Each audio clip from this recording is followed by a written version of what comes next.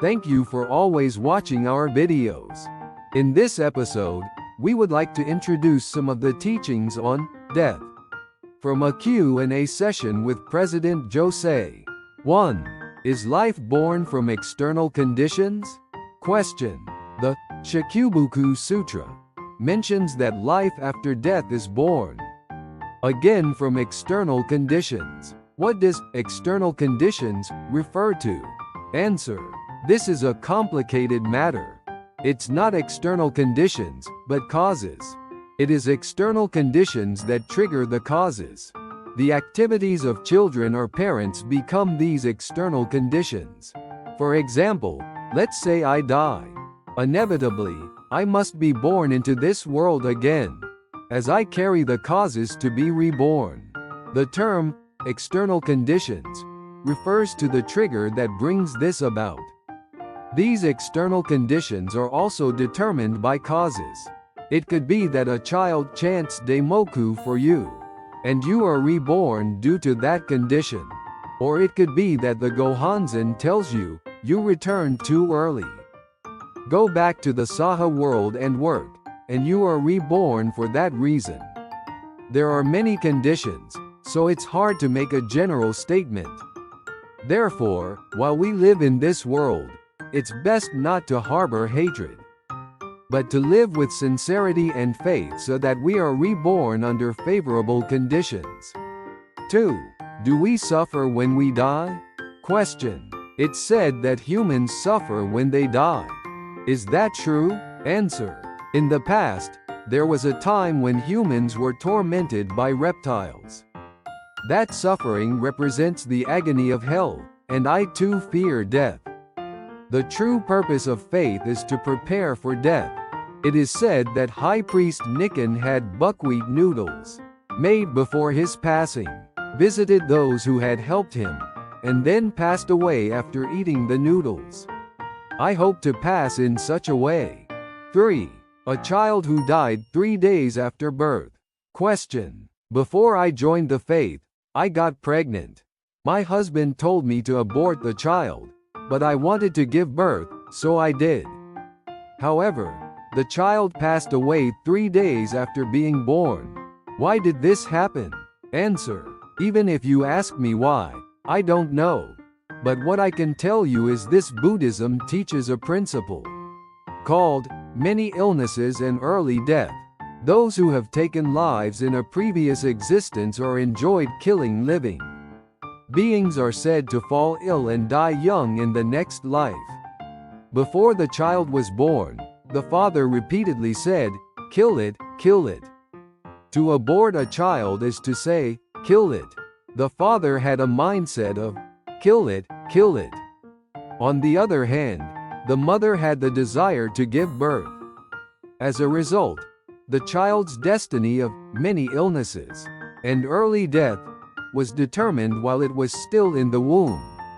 The fact that the child died 3 days after being born cannot be blamed on the Gohanzen, saying, "It shouldn't have died because I received the Gohanzen."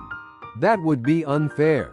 Instead, one should feel the karma of many illnesses and early death, and sincerely pray to the Gohanzen to give birth to a healthy child next time. That is the correct path, I believe.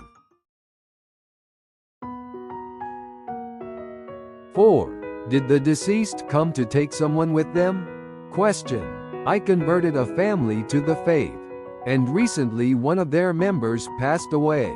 In the last 5 years, that family has had 4 funerals. First, the grandfather died. Then, the grandchild, who said before his death, "I'm going to my grandpa." After that, the grandmother passed away, and at that time, the voice of the grandchild was heard saying, "I'm coming to take you, Grandma." Next, the daughter died from a cough with blood. This has become a topic of conversation in my village. From a Buddhist perspective, do the dead come to take the living with them? Answer. Such things can happen. Why do I say this?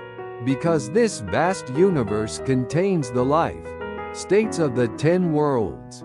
There is hell, there are hungry spirits, there are animals, and there is the Buddha world. However, even though these 10 worlds exist in this vast universe, they don't interfere with each other. As I often say, there are German radio waves here, American radio waves, and NHK broadcasts, but they don't interfere with my speech. If we set up a device, however, it will become noisy, and we won't be able to talk. But if we tune the device to the frequency of Radio Tokyo, we hear Radio Tokyo. We won't hear German.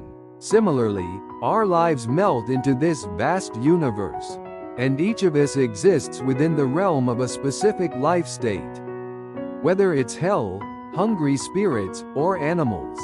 That self is not a soul, nor is it a ghost. It is the self that melts into the life condition of suffering. When the living, who also possess the 10 worlds, receive the same frequency, it can seem like they are hearing those words. A scientist might call this a hallucination. But for the person, it appears real, like a dream. It's influenced by the frequencies of life after death. However, if the living send a strong Daimoku frequency, the deceased will rise up. Why? Because they are connected by the same frequency. The stronger life force of the living, through the Daimoku, can prevail. But if the living are weak, they receive the frequency of the deceased, just like a radio receiver. Hearing the sound and seeing the vision themselves. Buddhism can explain this. If the living have truly strong life force, such things won't happen. They won't receive these frequencies. Instead, they will save the deceased by sending Daimoku vibrations. That is the principle of Buddhism. Such things can happen because the living are weak. But if we have strong faith, we won't receive such influences.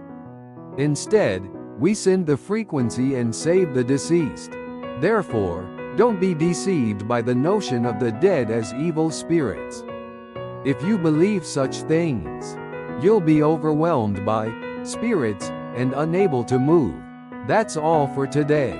This episode was once again based on the second volume of President Toda's complete works, published in Showa 57. Thank you, and until next time. Please don't forget to like the video and subscribe to the channel.